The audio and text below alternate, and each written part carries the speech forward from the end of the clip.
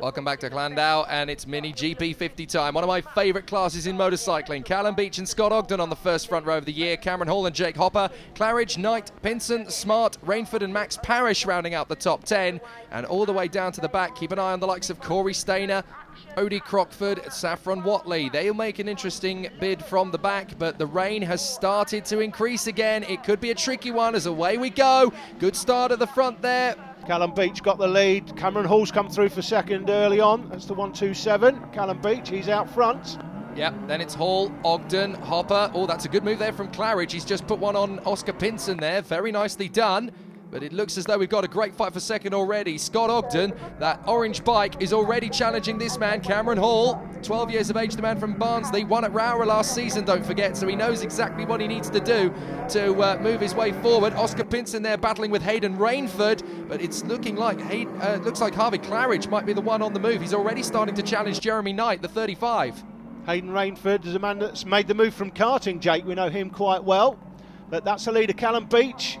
Just eking out a bit of a gap. Cameron Hall second, that's the 19, Scott Ogden, the 12-year-old from Doncaster. Oh, he's getting a bit of a pressure here, though. This is going to be a real pressure cooker down the hanger straight. I think that's going to be Knight, the 87 of Hopper making his move. Jake Hopper, look, he's taken both of them round the outside into second position. The 11-year-old from Durham pulling off a magnificent move at the bottom of the straight. Cameron Hall looked like he missed a gear coming out to the right-hander at Diggers. You see the man with the orange wheels going through the picture. It's Harvey Claridge, always easy to spot, the 55 going through the shots. Yeah, I saw Corey Stainer making a move or two as well, just outside the top 6, so he could be one to watch. There's Holly Harris, 10 years of age from Chippenham. First year on MiniGP50, so tiptoeing away through and around this circuit in tricky conditions. Yeah. That is 71, Hayden Rainford. In these conditions, I don't blame her really. You've got to learn slowly in these bikes to build up the credentials. It's not like cars where you can just throw yourself in and expect everything to be okay. You really have to learn by doing in this sport.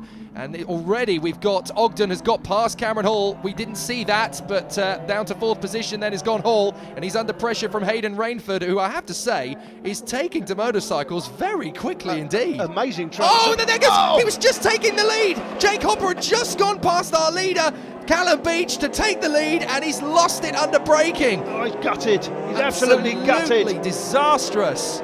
It could have been so much. Look, he's got him on acceleration. He's missed his braking point. Watch his right hand. Hits the brakes. Boom, down you go. You're on the rubber. Yeah. He's on the wrong part of the circuit. That's a problem.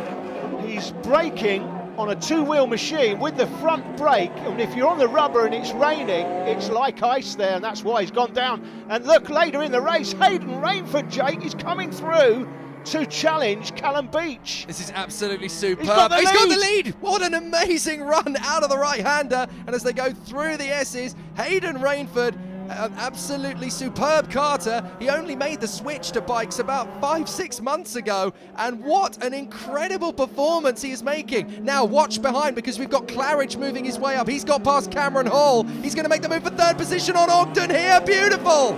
Amazing battle we've got. 5 bikes in it to win it. Harvey Claridge, the 10-year-old, and again another rider who's made a great transition during the winter, doing particularly well as he come through the hook one more time. Raven's gone down. Oh no, that's there he is. 2nd place. Oh, it's the 2nd time the leader's gone down.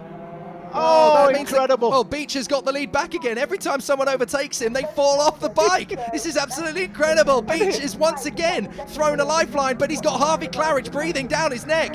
This is going to be an incredible battle all the way to the death, but poor Hayden Rainford, the 3rd time we've had a leader go down. Absolutely incredible circumstances here. So Claridge, well, he may be thinking, should I overtake him? If I take the lead, I might fall over too, but he's going to go for it.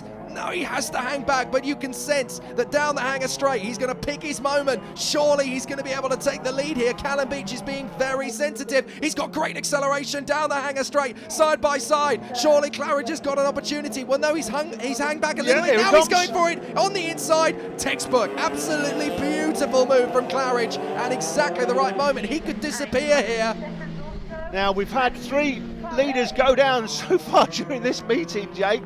O'Gorman in the earlier race, that's the 178 just getting past there. Saffron Watley, just 8 years of age on MiniGP50. Second, third, fourth, they've not dealt with the traffic very well. They've let Claridge get away. Callum Beach got balked there, and that's one of the things we've always said about this class. You've got to read the traffic well, otherwise you're not going to get a chance to go for the victory, and that has actually played into the hands of Cameron Hall, who's now right on the tail. Max Parrish, the treble one, just there in front of Coggins and Holly Harris. Callum Beach, there he is in second position. Now he's under pressure from Cameron Hall. Scott Ogden's not too far away. Harvey Claridge though, Alan, look, he's already 2 corners ahead. He's disappearing. This is absolutely incredible, this race. We've had Hayden Rainford come from a mile back to take the lead and then crash. Now we've had the man with the orange wheels, Harvey Claridge. He was down in 7th place early on. He's come from a mile back to take the lead, and he's scooting off in the distance. Is it too early to say this might be the most action-packed MiniGP50 race we've seen for years? It is absolutely incredible. It's only round 1 of 2016. It's fantastic, fantastic racing. This is just round 1, as you say, race 1 of this meeting. Still 2 races to go over the weekend. We're here filming this first race of the weekend. Nice to see Hayden back on the bike, just coming to he's closing up on Brodie Crockford, and he's got him very nicely done at the end of Hanger Straight there into the right-hander and over the start-finish line once again. It looks to me though as though Callum Beach has finally found his rhythm. He was very tentative, very cautious in the early stages, just trying to make sure he stayed on the bike, because at the end of the day, in these conditions, that is how you win races. You've got to finish if you want to finish on the podium, but it's too late for him to get the victory at the moment, because Harvey Claridge running very well out front, and there's Jake Hopper. He's got back on the bike as well. He's running in the top 10. He's just moved up actually into 10th position past Max Parrish, so Jake Hopper is there or thereabouts. In fact, everybody who's fallen while leading is still motoring around the circuit, which is incredible when you consider how hard some of them went down. The only racer in the field who isn't currently still racing is Finn Smart. He retired on the 2nd lap. But now, it looks like it's heating up again for second position. I think Cameron Hall has got a second wind here, and Callum Beach is going to be much under pressure now. Certainly under pressure. That's the race leader, though. He's under no pressure whatsoever. He's just got to stay on the bike to win it. He can slow down. He's had a look. You just see he's looking off to the right there to see the guys well behind him. He knows exactly what he's got to do, Harvey Claridge here. He's just going to bring it home, I'm sure. Well, that's Corey Stainer and Jeremy Knight having a great little tussle. Jeremy Knight entered the championship midway through last year, and he seems to be getting on with things pretty well at the moment. Jeremy Knight looking for a top 6 position, fighting it out with Corey Stainer, so that's exactly how to go about it. A little further into the race, and we can see that Luke Coggins, the 12, is trying to negotiate the 178 of Saffron Watley as the leader comes up to lap 2 or 3 of them. Got to be careful here, Harvey. Just got to negotiate the traffic, not get into any hassles. These 2 behind will be hoping that's exactly what happens to him, but it looks like he's made his way past Harvey Claridge. You've got to negotiate the traffic. Yeah, because we've had 3 leaders go down without traffic, so how Harvey Claridge has dealt with it has been pretty special. Meanwhile, a little further into the race, and these 2 battling for second position, Beach and Hall, are now in amongst the traffic, and this point is critical. They've got to keep this going as long as they possibly can as Harvey Claridge goes into the final lap. He's nearly a dozen seconds clear out in front. He really has made this race his own. That's the 55 of Brodie Crockford, still there in amongst the top 10. Look at that, 1:03.46. That is well over half a second faster than the men behind him. So Harvey Claridge is going to bring this home practically on cruise control mode as he comes home. What a ride in very tricky circumstances. Harvey Claridge takes the win, and what a superstar performance. Second place in the end for Callum Beach. He manages to hang on with Cameron Hall fighting his way through the traffic. Scott Ogden is 4th. Jeremy Knight is 5th in front of Oscar Pinson. Stainer manages to come through in front of Rainford, with Brodie Crockford and Jake Hopper rounding out the top 10. Full of drama, full of action. Harvey Claridge, though, he saw everyone around him losing their heads, and he kept his cool. What a win. Well, that was race 1 of the weekend. Callum Beach would go on to win race 2. Scott Ogden race 3. And at the end of the weekend, the championship points look like this, with Callum Beach on 65, Harvey Claridge on 58 from Scott Ogden on 40, Cameron Hall and Jake Hopper tied on 38. Well, in a mixed grid of senior Minimoto and mainly junior production Minimotos, Ryan Hitchcock would go down just after the start line, impeded by bike 93. Unfortunately, Ryan would take no further part in this one. Black and yellow, 126 at the front of the field. That's the senior Minimoto of Richard Holmes Williams. He would go on to dominate.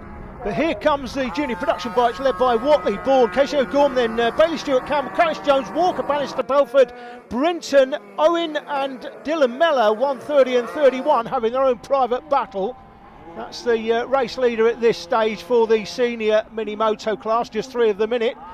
Here are the junior production bikes though. It's Josh Watley on the 70 bike out front of this stage, but watch the exit out of Diggers for Franco Bourne, flies past, and Bourne, the 11-year-old from County Durham, took the lead at this stage. He was chased by Casey O'Gorman, but look at this, Bailey Stewart Campbell up the inside. The 48 bike going through was Ollie Walker.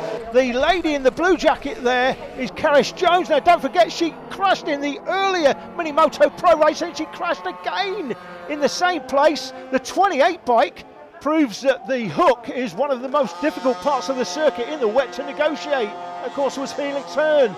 Here's the race leader, just gone through the pitch. That's Franco Bourne from Watley there on the 70 bike. Bourne getting away, but for how long? Well, the answer was not for too long. That's the battle for third place with Bailey Stewart Campbell ahead of Casey O'Gorman. Those are not words you'd have heard last year. That's the 130 bike Owen Mellor, 11-year-old from Blythe. There's the race leader, Franco Bourne. He's out in the hook, mechanical failure. What an absolute gutter when he had it all tied up. It will be this man, Josh Watley, then, that would go on to take a comfortable win, but these two would have a battle all the way to the line. Bailey Stewart Campbell and O'Gorman. Here's the race winner in senior Minimoto. That is Richard Holmes Williams. Karis Jones going through the shot, obviously got it going again. Nice little wheelie from Richard there. Top 5 in junior production look like this by the end of the race. We hope to bring you fuller highlights of junior production at round 2. More race action from round 1 coming up after the break.